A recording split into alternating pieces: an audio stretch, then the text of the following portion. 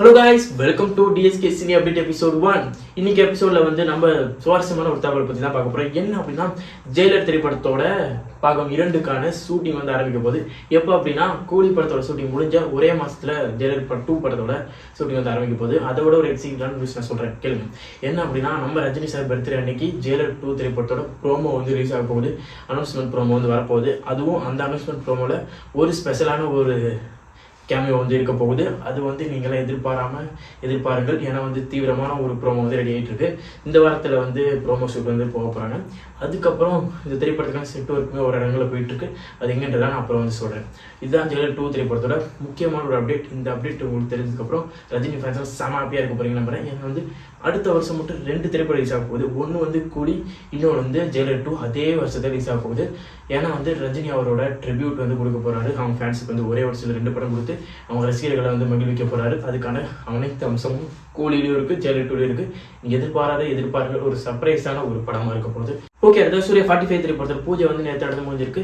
Surya sir வந்து மாசாணியம்மன் கோயிலில் வந்து பூஜை பண்ணி எல்லாமே முடிஞ்சு அதுக்கப்புறம் வந்து ஒரு 2 ஷாட் வந்து பொள்ளாச்சியில் வந்து எடுத்திருக்காங்க. மொத்தத்தில் வந்து இந்த திரைப்படம் வந்து ஆரம்பிச்சிருச்சு. இன்னைக்கு ஃபுல் ஃப்ளெஜ்டாக இந்த திரைப்படம் வந்து நகர போகுது. நம்ம ஆர்ஜே பாலாஜிக்கிட்ட ஒரு ஃபேண்டசியான ஒரு படத்தை வந்து பார்க்க போகிறோம். நம்ம சூர்யா சார் கிட்ட ஒரு டிஃப்ரெண்டான ஒரு ஜர்னலை பார்க்க போகிறோம். இந்த திரைப்படம் ஃபுல் அண்ட் ஃபுல் கமர்ஷியல் ஆஸ்பெக்டில் வந்து தரமான ஒரு சம்பவம் பண்ண போது வெயிட் பண்ணி பாருங்கள். அந்த திரைப்படத்தோட கதையில வந்து அந்தளவுக்கு ஒரு ஆர்க்கான ஒரு ஸ்டோரி லைனாக இருக்குது. அதனால இந்த திரைப்படம் கண்டிப்பாக வந்து நம்ம சூர்யா சாருக்கு ஒரு கம்பேக் திரைப்படமாக இருக்கும்ன்றது சந்தேகம். சூர்யா 44 திரைப்படம் இருக்குது. ஆனால் வந்து நான் சூர்யா 45 திரைப்படத்தை வந்து கண்டிப்பாக சொல்லுவேன். சூர்யா சாருக்கு ஒரு கம்பேக் திரைப்படமாக இருக்குன்றது எந்த சந்தேகமும் கிடையாது. ஓகே, அடுத்து வந்து சிவகார்த்திகேயன் அவர் வந்து அடுத்து சுதா குங்குரா அவங்க கூட பண்ண போகிறான்றது தெரியும். புறநாள் ஒரு திரைப்படம் நம்ம சூர்யா சார் பண்ண வேண்டியதாக இருந்துச்சு. அது வந்து இப்போது சூர்யா சாருக்கு வெளியே வந்து இப்போ வந்து எஸ்கே அவருக்கு வந்து இணைஞ்சிருக்கு. இப்போது இந்த திரைப்படத்தில் வில்லனா வந்து ஜெயம் ரவிட்ட அப்ரோச் பண்ணியிருக்காங்க. ஜெயம் ரவி சார் ஓகே பண்ணிட்டாப்ல 20 நாள் கால்ஷீட் கொடுத்துருக்காரு. எஸ்கேக்கு வில்லனா ஜெயம் ரவி நடிக்க போகிறாரு. அதுவும் எப்படி இருக்க போகுதுன்றது பொறுத்து வந்து பார்ப்போம். ஏன்னா வந்து வில்லன் ரோல் வந்து ஒரு நெகட்டிவ் ஷேடாக வரும். இந்த வில்லனுக்கு எப்படி இருக்க போகுது, தனி ஒருவன் மாதிரியான ஒரு வில்லனாக இருப்பாரான்றதெல்லாம் படம் வரும்போது பார்த்து தெரிஞ்சுக்கலாம். ஒரு சுவாரஸ்யமான ஒரு தகவல் தான். எஸ்கேக்கு ஜெயம் ரவி வில்லன் எப்படி காலம் சுற்றுது பார்த்தீங்களா என்றதில் எந்த சந்தேகமும் கிடையாதுங்க. படம் வந்து வேறு லெவலில் இருக்கும்னு நினைக்கிறேன். இந்த திணிப்பை பற்றி பேச போது இதெல்லாம் வந்து நம்ம அடுத்தடுத்த அப்டேட்டில் பேசுவோம் ஒரு படத்தை பற்றி. ஓகே, அடுத்ததான் வந்து நம்ம சூர்யா சார் பற்றின ஒரு விஷயம் சொல்கிறேன். என்ன அப்படின்னா, கங்குவா ஃபெயிலியருக்கு வந்து எல்லாரும் போட்டு அழைச்சிட்டிங்க சூர்யா சாரை. ஓகே, இப்போ வந்து ஒரு கங்குவான்ற ஒரு திரைப்படத்தில் ஒரு ஃபெயிலியர் சந்திச்சிட்டாரு. அடுத்து சூர்யா 45 ஒரு கம்பேக் கொடுப்பாரு. கங்குவா திரைப்படம் ஃபெயிலியர்ன்றதை ஒத்துக்கணும். ஏன்னா வந்து கங்குவா திரைப்படம் ஃபெயிலியர் தான். ஆனால் வந்து இதை நான் ஃபெயிலியர் ஆக்கிட்டாங்க அப்படின்றத கிடையாதுங்க. ஏன்னா வந்து கங்குவா திரைப்படம் ஃபெயில் ஆச்சுன்னா படம் நல்லா அதனால ஃபெயில் ஆச்சு. மற்ற ரசிகர்கள்லாம் வேணும்ட்டு டார்கெட் பண்ணி அடித்தாங்க அதனால படம் ஓடலை அப்படின்றதான் கிடையாது. என்னதான் படம் வந்து நல்லா இருந்தாலுமே அந்த நெகட்டிவாக ஸ்ப்ரெட் பண்ணாலும் படம் நல்லா இருந்தால் படம் ஓட தான் போகுது. நெகட்டிவாக ஸ்ப்ரெட் பண்ணலனாலும் படம் ஓட தான் போகுது. என்னதான் நெகட்டிவ் ஸ்ப்ரெட் பண்ணாலும் படம் சூப்பராக இருந்துச்சுன்னா படம் கண்டிப்பாக ஓடுங்க. படம் நல்லா இல்லைனா இந்த ஒரு நெகட்டிவாக ஸ்ப்ரெட் பண்ணியிருக்கே மாட்டாங்க. அதுதான் உண்மை. ஆனால் நீங்கள் அதை ஒத்துக்கணும். படம் நல்லா இருந்துச்சுன்னா இவ்வளோ நெகட்டிவ் ஸ்ப்ரெட் ஆகிருக்கே இருக்குது. நீங்கள் அதை ஒத்துக்கிட்டீங்கன்னா படம் வந்து அடுத்தடுத்த படம் நீங்கள் நல்லா எடுக்கலான்றது தான் என்னோட ஒரு கருத்தாக நான் இங்கே வைக்கிறேன். ஓகேங்களா? ஓகே, இப்போ வந்து நவம்பர் 29 சொர்க்கவாசல் திரைப்படம் நம்ம ஆர்ஜே பாலாஜி நடிப்பில் வெளியாக போகுது. இந்த திரைப்படமான எக்ஸ்பெக்டேஷன் வந்து ரொம்ப அதிகமாக இருக்குது. ஏன்னா வந்து இந்த திரைப்படம் வந்து ஒரு ரூட் அண்ட் அவுட் வந்து ஒரு சர்டிஃபிகேட் உள்ள திரைப்படம். ஒரு ஜெயிலுக்குள்ளே நடக்கக்கூடிய ஒரு செம்மையான ஒரு விஷயம். இந்த திரைப்படம் போய் பாருங்க. உண்மையாகவே ரூட் அண்ட் அவுட்டாக அந்த திரைப்படம் வந்து அவ்வளோ இதுவாக இருக்குது. இப்போ வந்து தி எண்டுன்ற சாங் கூட நம்ம அனிருத் வாய்ஸில் வந்து வேறு லெவலில் இருக்குது. அது எப்படின்னா ஃபஸ்ட்டு ஒரு 2 நிமிஷம் இங்கிலீஷில் போகும். அதுக்கப்புறம் ஒரு தமிழ் டேர்ன் ஒரு தமிழ் ரிலீக்ஸ் வரும் பாருங்க, மிரட்டி விட்டாப்பில். இதெல்லாம் வந்து அனிருத் வாய்ஸில் கேட்கும்போது அவ்வளோ இதாக இருந்துச்சு. இந்த திரைப்படத்தை தேட்டரில் போய் பாருங்கள். உண்மையான ஒரு இன்டென்ஸான ஒரு படமாக இருக்கும். கண்டிப்பாக சொர்க்கவாசல் உங்களுக்கு வந்து என்ஜாயபிளான ஒரு மூவியாக இருக்கும். போய் பாருங்கள். நவம்பர் 29 எல்லா இடத்துலையும் ரிலீஸ் ஆகுது. போய் பாருங்கள். கண்டிப்பாக சொர்க்கவாசல் உங்களுக்கு பிடிக்கிற மாதிரியான ஒரு திரைப்படமாக இருக்குன்றத எந்த சந்தேகமும் கிடையாது.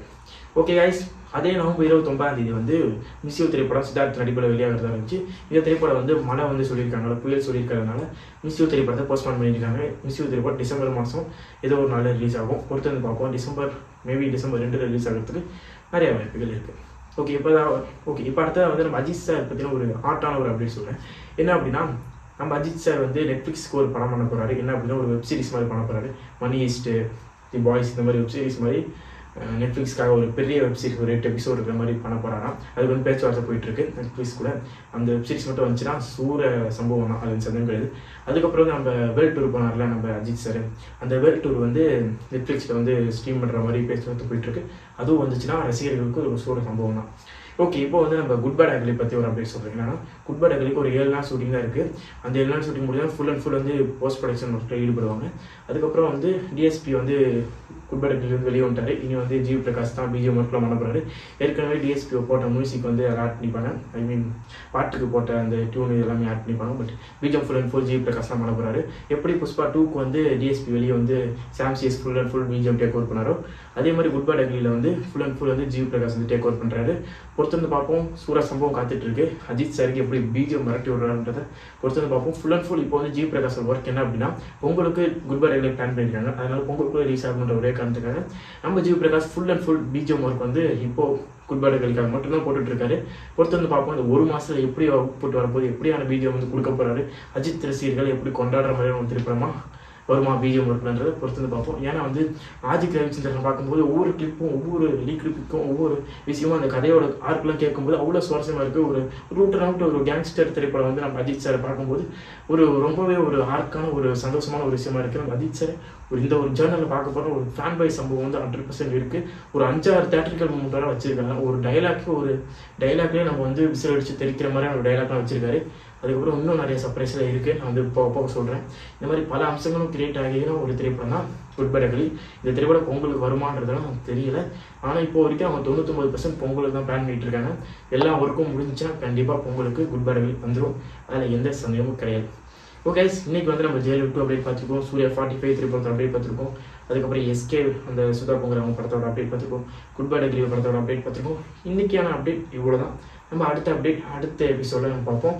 ஓகே, இந்த எபிசோட் உங்களுக்கு பிடிச்சுன்னா நம்ம சேனல் சப்ஸ்கிரைப் பண்ணி பக்கத்தில் இருக்கிற ப்ரெஸ் பண்ணிக்கோம். டெய்லியும் டிஎஸ்கே சினி அப்டேட்ஸ் எபிசோட் வந்துகிட்டே இருக்கும். இன்றைக்கி முதல் எபிசோட் உங்களுக்கு பிடிச்சிருக்குன்றதை மறக்காமல் கமெண்ட்ஸில் கமெண்ட் பண்ணுங்க.